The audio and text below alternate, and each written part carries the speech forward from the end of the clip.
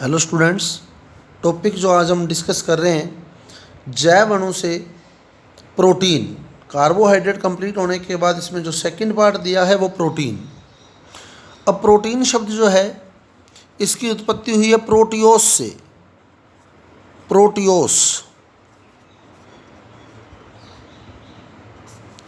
Protein शब्द की उत्पत्ति प्रोटियोस से हुई है, जिसका अर्थ है प्राथमिक महत्व।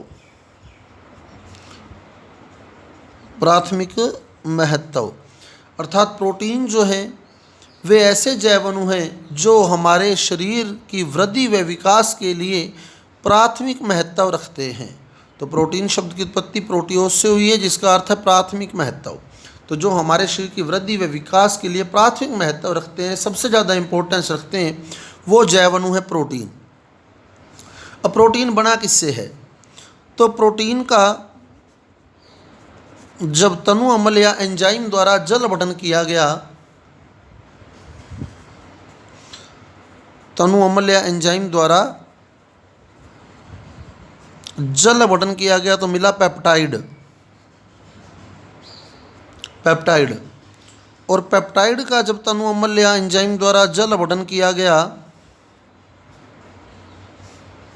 तो बने अल्फा अमीनो अम्ल।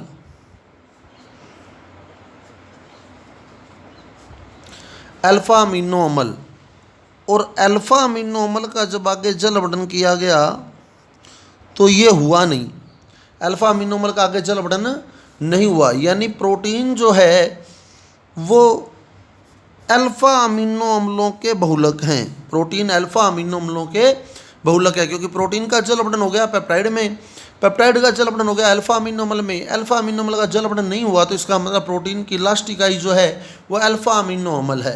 अतः प्रोटीन जो है वो अल्फ़ा अमीनो अम्लों के बहुलक है। अल्फ़ा अमीनो अम्ल जब आपस में जुड़ते हैं तो पेप्टाइड बनाते हैं, पेप्टाइड जब आपस में जुड़ते हैं तो पॉलीपेप्टाइड बनाते हैं। ये पॉलीपेप्टाइड ही प्रोटीन होते हैं। ये जो पॉलीपेप्टाइड हैं यही प्रोटीन होते हैं। तो प्रोटीन जो है वो पॉलीपेप्टाइड हैं, अल्फ़ा अमीनो अम्लों से बनते हैं। अब सबसे पहली बात करेंगे अपने अमीनो अम्ल की।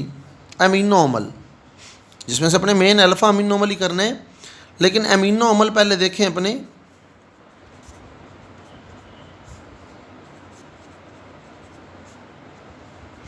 अमीनो अम्ल, अल्फ़ा अमीनो अम्ल की संरचना मैं यहाँ बना देता हूँ। तो अमीनो समूह होता है NH2। अम्ल वर्ड जो आया है वो कार्बोक्सिलिक समूह के लिए आया है। अब मैंने एक कार्बन लिया, उस कार्बन के साथ मैंने कार्बोक्सिलिक ग्रुप लगा दिया, यानी अम्ल समूह लगा दिया, तो ये अम्ल आ गया। और इस कार्बन के साथ ही अगर मैं अमीनो समूह लगा दूं तो ये अमीनो अम्ल बन गया, अमीनो अम्ल। अब कार्बन के बंध पूरे करने हैं तो कार्बन 4 बॉन्ड बनाता है, तो इस कार्बन ने 2 बना रखे हैं, तो इसके साथ एक H लगा दिया और एक एल्किल ग्रुप लगा दिया।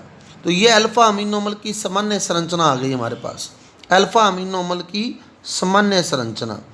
तो वापिस देख लें, अमीनो अम्ल, अमीनो समूह भी है और अम्ल समूह भी है। तो मैंने एक कार्बन लिया, उसके साथ अम्ल समूह लगाया, उसके साथ अमीनो समूह लगाया। अब कार्बन के 4 बॉन्ड पूरे करने तो एक H लगाया, एक एल्किल लगाया, तो ये अल्फ़ा अमीनो अम्ल की सामान्य संरचना आ गई। अब अमीनो अम्ल के जो वर्गीकरण है उसके 2 आधार हैं। अमीनो अम्ल का वर्गीकरण के 2 आधार हैं।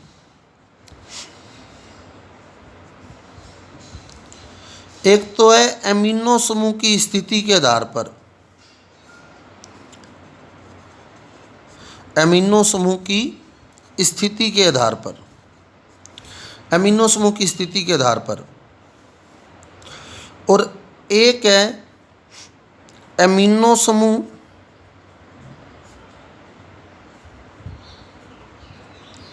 व कार्बोक्सिलिक समूह की संख्या के आधार पर।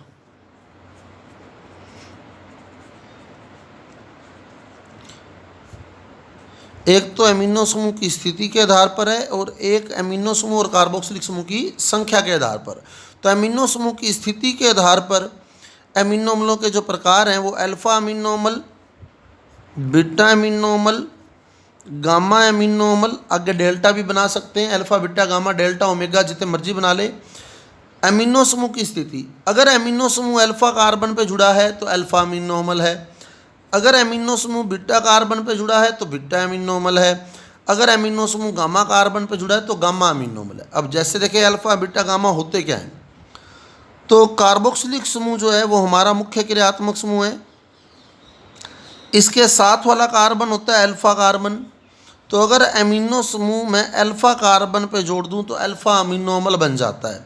अब कार्बन के बॉन्ड पूरे कर लेने हैं ये। ऐसे बीटा अमीनोमल अम्ल समूह होगा COH, साथ वाला कार्बन अल्फा, अगला कार्बन बीटा। अब अगर एमिनो समूह में बीटा कार्बन पे जोड़ दूं तो ये बीटा एमिनोमल बन जाता है।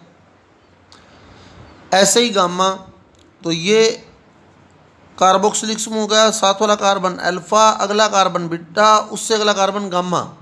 तो अब अगर एमिनो समूह में गामा कार्बन पे जोड़ दूं तो गामा एमिनोमल बन जाता है। अब कार्बन की संयोजकताएं हमने पूरी कर लेनी है। तो ये अल्फा बीटा गामा एमिनोमल है। अब दूसरा वर्गीकरण आता है एमिनो समूह व कार्बोक्सिलिक समूह की संख्या के आधार पर। तो एमिनो समूह की जो प्रकृति होती है वो प्रकृति होती है क्षारीय, और कार्बोक्सिलिक समूह की जो प्रकृति होती है वो प्रकृति होती है अम्लीय। तो इनकी संख्या के आधार पर ये 3 प्रकार के होते हैं, अम्लीय एमिनोमल, क्षारीय एमिनोमल और उदासीन एमिनोमल। अम्लीय एमिनोमल, क्षारीय एमिनोमल और उदासीन एमिनोमल। अम्लीय एमिनोमल है तो इन समूहों की संख्या ज़्यादा होगी। जैसे ये मान लो 2 लगे हैं, ये 1 ही लगा है, तो अम्ल समूह की संख्या अगर ज़्यादा है तो अम्लीय एमिनोमल हो जाएगा। क्षारीय समूहों की संख्या यानी एमिनो समूह की संख्या ज़्यादा है तो क्षारीय एमिनोमल हो जाएगा। दोनों की संख्या बराबर है तो उदासीन एमिनोमल हो जाएगा। तो इसमें COOH की जो संख्या है वो NH2 से ज़्यादा होती है तभी अम्लीय एमिनोमल है। इसमें NH2 की संख्या COOH से ज़्यादा होती है तभी क्षारीय है, और इसमें NH2 की संख्या और COH की संख्या बिल्कुल बराबर होती है तभी उदासीन है। तो ये संख्या के आधार पर वर्गीकरण है और ये स्थिति के आधार पर वर्गीकरण है। अब प्रोटीन बनाने में जो अमीनोमल भाग लेते हैं वो अल्फ़ा अमीनोमल हैं, और अल्फ़ा अमीनोमल जो हैं वो अम्लीय भी हो सकते हैं, क्षारीय भी हो सकते हैं और उदासीन भी हो सकते हैं। तो किसी भी प्रकार के हो सकते हैं इनमें से। अब बात करिए अपने अमीनोमल की सामान्य संरचना की। अब कुछ एक अमीनोमल हम यहाँ डिस्कस करेंगे, तो वो अमीनोमल हमने लर्न करने हैं, तैयार करने हैं। तरीका मैं आपको दे दूंगा कि कैसे उसको तैयार करें, फिर अपने आगे चलेंगे प्रोटीन के अंदर कि क्या है प्रोटीन। पहले कुछ एक अमीनोमल हम लोग तैयार करेंगे। तो ये अल्फ़ा अमीनोमल है। वापिस देख ले अल्फ़ा अमीनोमल क्यों, क्योंकि कार्बोक्सिलिक समूह के साथ वाला कार्बन अल्फ़ा, अल्फ़ा कार्बन से मैंने अमीन समूह जोड़ दिया तो अल्फ़ा अमीनोमल बन गया। क्लियर। अब बंद पूरे करने के लिए मैंने एक H लगाया और एक R लगाया। अब ये अल्फ़ा अमीनोमल की सामान्य संरचना आ गई। अब टोटल 20 अल्फ़ा अमीनोमल हैं। टोटल कितने अल्फ़ा अमीनोमल हैं? 20 में से 10 ऐसे हैं जो हमारे शरीर में बनते हैं और 10 ऐसे हैं जो हमें भोजन के द्वारा लेने होते हैं। ये तो हमारे शरीर में अपने आप बनते हैं, स्वयं बन जाते हैं, और ये हमें बाहर से भोजन द्वारा लेने होते हैं। 10 जो हैं वो बाहर से भोजन द्वारा लेने होते हैं, 10 हमारे शरीर में अपने आप बन जाते हैं। जो हमें बाहर से भोजन द्वारा लेने होते हैं वो कहलाते हैं आवश्यक या अनिवार्य अमीनो अम्ल। जो 10 बाहर से भोजन द्वारा ग्रहण करने हैं वो आवश्यक अमीनो अम्ल है, और जो 10 अपने आप बन जाते हैं वो हमें भोजन से लेने की ज़रूरत नहीं होती, वो होते हैं अनावश्यक अमीनो अम्ल। अनावश्यक अमीनो अम्ल। तो 10 हमें बाहर से भोजन के द्वारा लेने होते हैं। टोटल प्रोटीन बनाने के लिए टोटल 20 प्रकार के अमीनो अम्लों की ज़रूरत होती है। इन 20 में से 10 हमारे शरीर में अपने आप बनते हैं, जो हमें भोजन के द्वारा नहीं चाहिए होते, तो ये अनावश्यक अमीनो अम्ल है। और 10 जो है उनकी पूर्ति हमें भोजन के द्वारा करनी होती है, तो ये आवश्यक या अनिवार्य अमीनो अम्ल होते हैं। अब जनरली क्या है, हम लोग आवश्यक अमीनो अम्ल लर्न कर लेते हैं 10, लेकिन बाई चांस जिस दिन पेपर में पूछ लिया गया 10 अनावश्यक अमीनो अम्लों के नाम लिख दो, तो उस दिन 90% कैंडिडेट जो होंगे वो बाहर हो जाएंगे वह, क्योंकि 20 अल्फ़ा अमीनो अम्लों के हमारे को नाम ही नहीं याद होते। आवश्यक अमीनो अम्ल तो हम लोग याद कर लेते हैं कि आवश्यक अमीनो अम्ल ये वाले हैं, लेकिन अगर हमारे से क्वेश्चन पूछ लिया जाए कि 10 अनावश्यक अमीनो अम्ल बता दो, तो वो नहीं पता होंगे 10 हमारे को कि 10 कौन से हैं। तो सबसे पहले तो 20 नेम अपने तैयार करने, 20 नेम तैयार करने। कुछ एक संरचनाएं मैं आपको लर्न कराऊंगा, वो स्ट्रक्चर भी आपने तैयार करनी है, उन स्ट्रक्चर से भी बहुत बातें निकलेंगी। अब अल्फा अमीनो अम्ल की ये सामान्य संरचना है। अब मैंने एल्किल समूह पर एक बॉक्स लगा दिया, यानी मैं सिर्फ इसको चेंज करूंगा, बाकी में कोई चेंज नहीं आएगा। जैसे पहली स्थिति है, मैंने R की जगह H लिख देना है, R की जगह H लिख देना है। अब क्लियर कर ले, जैसे ये NH2CHCOOH, ये तो फिक्स ही है, क्लियर। इस R की जगह मैंने H लिख दिया, ये R की जगह क्या लिख दिया, H। तो ऐसे अमीनो अम्ल को हम बोलते हैं ग्लाइसिन, ग्लाइसिन, ये ग्लाइसिन बन गया। और ग्लाइसिन के बारे में इंपॉर्टेंट बात, एकमात्र अल्फा अमीनो अम्ल है जिसमें किरेल कार्बन नहीं पाया जाता, यानी जो प्रकाशिक रूप से अक्रिय है। तो अगर इस कार्बन को कंसीडर करें अपने, अब किरेल कार्बन क्या होता है, जिससे जुड़े चारों समूह अलग अलग होते हैं। तो इससे NH2 जुड़ा है, इससे COOH जुड़ा है, लेकिन अगर ये दोनों बंध हम देखें तो इन दोनों बंधों से H जुड़ा है, तो इन दोनों बंधों से सेम समूह जुड़ा है। अतः ये कार्बन किरेल कार्बन नहीं है। अतः ग्लाइसिन एकमात्र ऐसा अमीनो अम्ल है जिसमें किरेल कार्बन नहीं पाया जाता, अर्थात वो प्रकाशिक रूप से अक्रिय है। तो पहले क्या याद रखना है, H, H लगाते ही ग्लाइसिन बन जाएगा। उसके बाद CH3, CH3 लगाते ही एलानिन बन जाएगा, एलानिन, एलानिन, एलानिन बन गया। जैसे यहाँ देख लें आप, NH2CHCOOH, और इस R की जगह मैंने CH3 लगा दिया। बस R की जगह याद करो कि क्या लगाना है, H लगाया तो ग्लाइसिन, CH3 लगाया तो एलानिन, बस R की जगह लर्न करें CH3 का एलानिन। अब CH3 में से एक H हटा के मैंने फेनिल समूह लगा दिया, फेनिल समूह लगा दिया। तो एलानिन में फेनिल जोड़ दिया, तो ये बन गया फेनिल एलानिन, फेनिल एलानिन। ये आपने तैयार करने हैं, कल मैं टॉपिक जब कराऊंगा तो इसमें से 3-4 अल्फा अमीनो एसिड उठाऊंगा, तो इसलिए मैं आपको क्लियर कर रहा हूँ। स्ट्रक्चर नाम अपने को याद हो जाएंगे, स्ट्रक्चर के साथ एक बेनिफिट ये रहेगा। तो मैक्सिमम 13-14 तक तो संरचनाएं बना दूंगा मैं इसके अंदर, और उसके बाद जो 5-6 होंगे उनके सिर्फ नाम अपने लर्न कर लेंगे। तो R की जगह क्या किया हमने, H लगाया, क्या बना ग्लाइसिन। फिर क्या किया, CH3 लगाया, क्या बना एलानिन।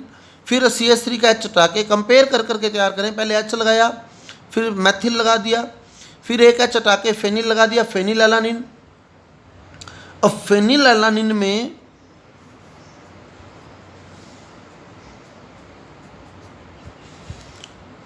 OH लगा दिया, फेनिल एलानिन में पैरा स्थिति पर OH लगा दिया, तो ये बन गया टायरोसिन, टायरोसिन, टायरोसिन। अब एक स्थिति ये कि H हटा के फेनिल लगाया था, और एक स्थिति ये कि H हटा के OH लगा दूँ, H हटा के OH लगा दूँ, ये बन गया सीरीन। मोस्ट इम्पोर्टेंट अमीनो अम्ल है सीरीन, सीरीन। अब O की जगह S लगा दिया, तो ये बन गया सिस्टीन। सीरीन में अगर O का S कर दें तो सिस्टीन बन जाता है। अब फिर क्लियर करें, पहले H लगाया तो ग्लाइसिन, CH3 लगाया तो एलानिन, CH3 का H हटा के वल्य लगाई तो फेनिल एलानिन, CH3 का H हटा के OH लगाया तो सीरीन। सीरीन के O की जगह S कर दिया, O की जगह S कर दिया, तो क्या बन गया सिस्टीन। अगली इंपॉर्टेंट बात, सल्फर युक्त अमीनो अम्ल है सिस्टीन। एक अमीनो अम्ल और होता है सल्फर युक्त, सल्फर युक्त 2 अमीनो अम्ल होते हैं, एक तो सिस्टीन है और एक मैथ्योनिन। मैथ्योनिन की मैं संरचना नहीं बनाऊंगा, तैयार रखना है अपने को कि सल्फर युक्त 2 अमीनो अम्ल होते हैं, एक सिस्टीन और एक मैथ्योनिन। अब एक बार वापस रिपीट करें, 5 अमीनो अम्ल की संरचनाएं आपके सामने आ चुकी, 6 अमीनो अम्लों की संरचनाएं आ चुकी हैं आपके सामने। पहले R की जगह H लगाया ग्लाइसिन, एकमात्र अमीनो अम्ल जो प्रकाशिक रूप से अक्रिय है। फिर R का CH3 लगाया एलानिन, CH3 का H हटा के वल्य लगा दी फेनिल एलानिन। CH3 का H हटा के OH लगा दिया सीरीन, O का S कर दिया सिस्टीन, वल्ले के नीचे OH लगा दिया टायरोसिन, टायरोसिन। अब अगर मैं R हटाकर 4 कार्बन लगाऊं, 1 2 3 4, और फिर NH2 लगाऊं, तो ये बन गया लाइसीन, तो ये बन गया लाइसीन, लाइसीन। अब लाइसीन क्यों इंपॉर्टेंट है? क्योंकि लाइसीन एक क्षारीय अमीनोमल है। क्षारीय अमीनोमल में हमने पढ़ा था NH2 की संख्या COOH से ज़्यादा होगी। तो मैं एक बार यहाँ लाइसीन बना रहा हूँ, देखो NH2CHCOOH। अब मैंने R की जगह 4 कार्बन लगाने हैं, तो 1 2 3 4, और फिर NH2 लगाना है। अब अगर मैं बंद पूरे करूँ तो 2 कार्बन यहाँ, 2 कार्बन यहाँ, 2 कार्बन यहाँ, 2 कार्बन यहाँ। तो अब आप देख सकते हैं NH2 2 हो गए, COOH एक ही है, तो NH2 2 हो गए, COOH एक ही है। अतः लाइसीन एक क्षारीय अमीनोमल है, इंपॉर्टेंट है। क्षारीय अमीनोमल का नाम लिखिए तो लाइसीन, क्षारीय अमीनोमल का नाम लाइसीन, उदाहरण आ जाएगा इसका लाइसीन। अब फिर क्लियर कर ले, पहली बार क्या किया, R की जगह H लगाया, ग्लाइसिन। ग्लाइसिन क्यों इंपॉर्टेंट है? प्रकाशिक रूप से अक्रिय है। फिर CH3 किया, एलानिन, CH3 का H हटा के वल्ले लगाई, फेनिल एलानिन, वल्ले की जगह OH लगाया, सीरीन, O का S लगाया, सिस्टीन। तो सल्फर युक्त अमीनोमल है। एक और अमीनोमल सल्फर युक्त मैथ्योनिन, फिर वल्ले के साथ OH लगा दिया तो टायरोसिन, फिर 4 कार्बन लगा के NH2 लगा दिया तो लाइसिन। अब ये जो OH था सीरीन में, कंपेयर करते जाना है, CH3 का H हटा के वल्ले है, वल्ले की जगह OH, O की जगह S, फिर वल्ले के साथ OH, फिर 4 कार्बन और NH2। अब जो सीरीन था, सीरीन में यहाँ OH लगा हुआ था, तो OH की जगह अगर मैं कार्बोक्सिलिक समूह लगा देता हूँ, OH की जगह कार्बोक्सिलिक समूह लगा लेता हूँ, तो ये बन जाता है एस्पार्टिक अम्ल, एस्पार्टिक अम्ल। तो ये अम्लीय अमीनोमल है, क्योंकि इसमें COOH एक और आ गया। तो यहाँ मैंने क्या किया, NH2CHCOOH जो R था उसकी जगह मैंने क्या किया, CH2COOH लगा दिया, CH2COOH। तो अब COH 2 हो गए और NH2 एक ही है, तो COOH की संख्या ज़्यादा हो गई, तो अम्लीय अमीनोमल बन गया। और वैसे इसके लास्ट में अम्ल लिखा हुआ है, इसलिए इसका क्वेश्चन नहीं आता है। अम्लीय अमीनोमल का उदाहरण नहीं पूछेगा, क्योंकि उसके लास्ट में अम्ल लिखा होगा। जैसे स्पार्टिक अम्ल, ग्लूटेमिक अम्ल, ये अम्लीय अमीनोमल है, तो इनके एग्जाम्पल पूछने की प्रोबेबिलिटी बहुत कम हो जाती है। अब फिर रिपीट कर रहा हूँ एक बार, पहले क्या किया, R की जगह H, फिर क्या किया CH3, फिर CH3 का H हटा के OH, फिर OH की जगह वल्ले, फिर वल्ले के साथ OH, फिर O का S, कंपेयर कर करके O का S, 4 कार्बन NH2, फिर OH की जगह COOH। अब COOH का OH हटा के NH2, COOH का OH हटा के NH2, ये बन गया एस्पार्जीन, एस्पार्जीन। तो एस्पार्टिक अम्ल में OH हटा के अगर NH2 लगा दूं, यानी एमाइड समूह बना दूं, तो एस्पार्जीन बन जाता है। एस्पार्टिक अम्ल में OH का NH2 कर दूं तो एस्पार्जीन बन जाता है। और अगर एस्पार्टिक अम्ल में मैं एक कार्बन बढ़ा दूं, अब एस्पार्टिक अम्ल तो था ये CH2COOH, अब अगर इसमें मैं एक कार्बन और बढ़ा दूं तो ये बन जाता है ग्लूटेमीन, ग्लूटेमिक अम्ल। अम्ल है तो ग्लूटेमिक अम्ल, ग्लूटेमिक अम्ल, ये ग्लूटेमिक अम्ल बन गया। अब ग्लूटेमिक अम्ल का OH हटाकर अगर NH2 लगा दूं, जैसे एस्पार्टिक अम्ल का OH हटा के NH2 लगाया था, ऐसे अगर ग्लूटेमिक अम्ल का OH हटा के NH2 लगा दूं तो ये बन जाएगा ग्लूटेमीन, ग्लूटेमीन, ग्लूटेमीन बन गया।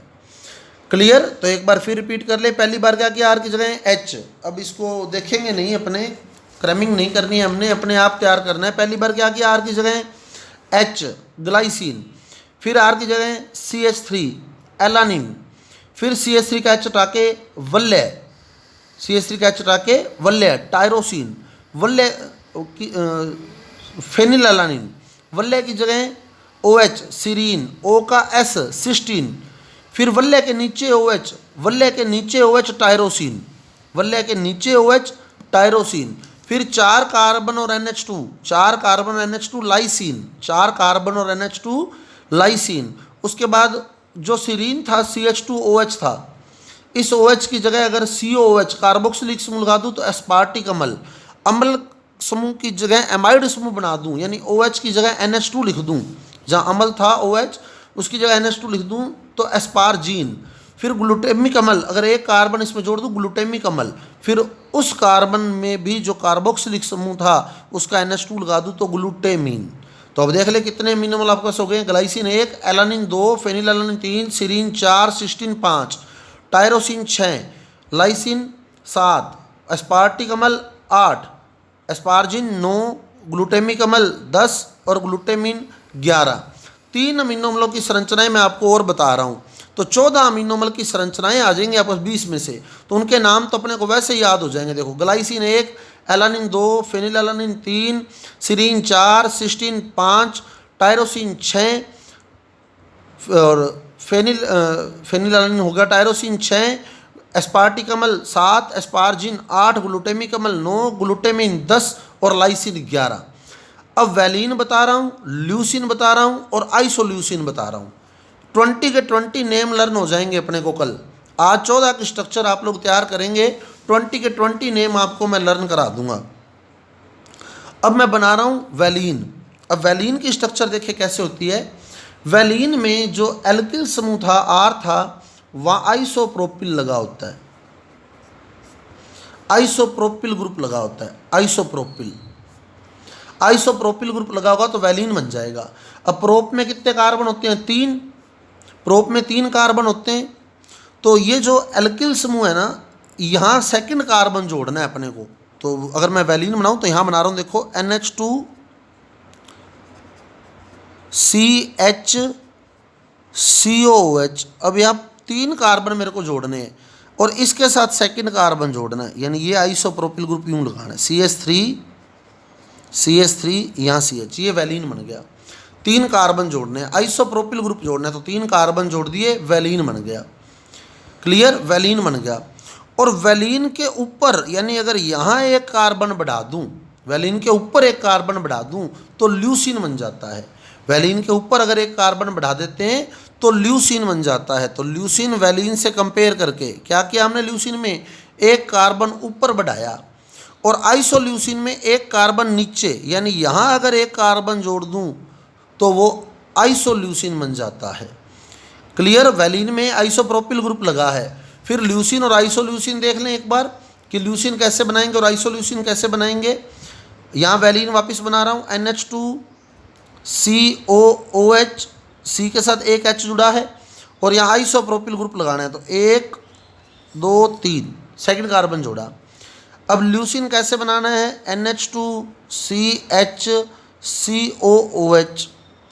ल्यूसिन बनाते टाइम इसके ऊपर एक कार्बन जोड़ना है, यानी यूं, ये ल्यूसिन बन गया, ल्यूसिन। अब आइसोल्यूसिन बनाते टाइम इसके नीचे एक कार्बन जोड़ना है,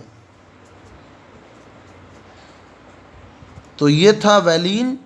वो कार्बन चाहे आप यहाँ जोड़ दें, चाहे आप यहाँ जोड़ दें, किधर मर्जी जोड़ दें, ये कार्बन जोड़ दिया तो ये बन गया आइसोल्यूसिन। अब बंद पूरे कर देने हैं, तो 3H 1H 3H 3H 1H 3H, यहाँ 2H आ जाएंगे, ऐसे यहाँ 3H आ जाएंगे, यहाँ भी 3H आ जाएंगे, यहाँ 2H आ जाएंगे, यहाँ भी 2H आ जाएंगे। तो ये हमारे पास स्ट्रक्चर आ जाएगी। आपके पास 14 अमीनो अम्ल तैयार हो गए हैं। इनकी स्ट्रक्चर आप लोग तैयार रखेंगे, कल हम डिस्कस करेंगे एक बार इनकी स्ट्रक्चर और फिर चैप्टर को आगे लेकर चलेंगे। Thank you.